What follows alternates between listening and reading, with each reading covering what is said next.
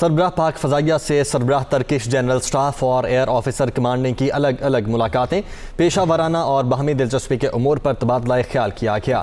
سربراہ Turkish general staff کا کہنا ہے کہ پیشہ ورانہ مہارت اور ایوییشن انڈسٹری میں خود انحصاری کی طرف گامزن پاک فضائیہ قابل تعریف ہے۔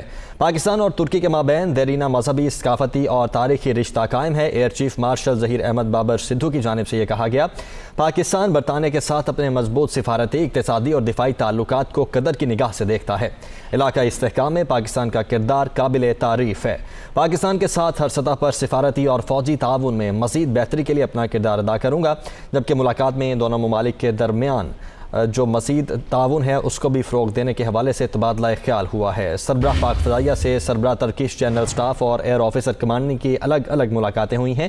پیشہ ورانہ اور باہمی دلچسپی کے امور پر تبادلہ خیال کیا گیا۔ پاکستان اور ترکی کے درمیان مذہبی، ثقافتی اور تاریخی رشتہ ہے، یہ کہنا تھا air chief marshal Zaheer Ahmed Babar کا۔